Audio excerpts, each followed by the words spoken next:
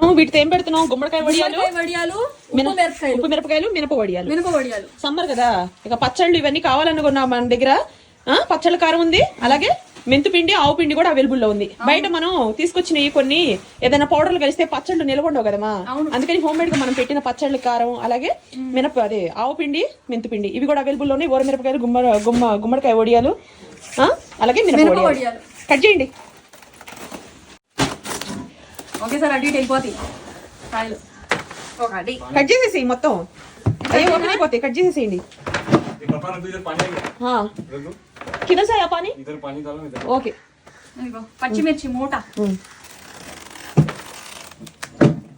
టబ్బులు కొన్నాం చూడండి, పెద్ద టబ్బులు. ఇందులో నేను మసాలా ఇద్దరం పచ్చిమిరపకాయలు చూపించు. చాలా హైబ్రిడ్ మిరపకాయలు లాగా ఉన్నాయా? గ్రీన్ గా ఉన్నాయి, ఊరికే తినాలనిపిస్తుంది. వీటితో పచ్చిమిరపకాయలు బాగుంటాయి, ఘాటుగా.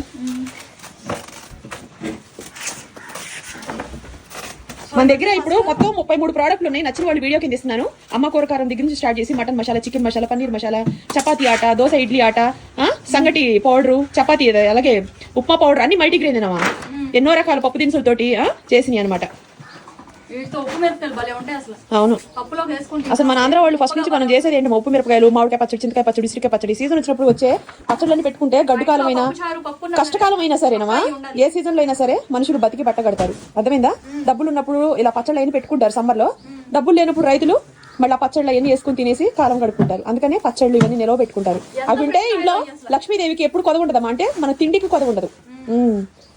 ఓకేనా? నచ్చిన వాళ్ళు ఒకవేళ మీరు పెట్టుకోలేకపోతే గుమ్మడికాయ వడియాలు కానీ, మినప వడియాలు కానీ, ఊర మిరపకాయలు కానీ, సాంబార్ కారం, నల్ల కారం, మిరియాల కారం, అలాగే కారపొళ్ళు, అన్ని రకాల 33 వెరైటీలు ఉన్నాయండి. ఇంకా నేను మీకు కావాల్సినవి కూడా పెడతాను ఫ్యూచర్ లో. నచ్చిన వాళ్ళు వీడియో కింద చెక్ చేసుకుని వాట్సాప్ నెంబర్కి మెసేజ్ చేయండి. మా పెద్దమ్మాయి చూసిద్ది, మా ఎంప్లాయ్ చూస్తారు. నార్మల్ కాల్ పని చేయదండి, నార్మల్ కాల్ చేయకండి, మెసేజ్ ద్వారా వెళ్ళిపోండి. చూపించు సైజులు. ఇదిగో అసలు ఎంత పెద్ద మిర్చి, గ్రీన్ అంటే గ్రీన్.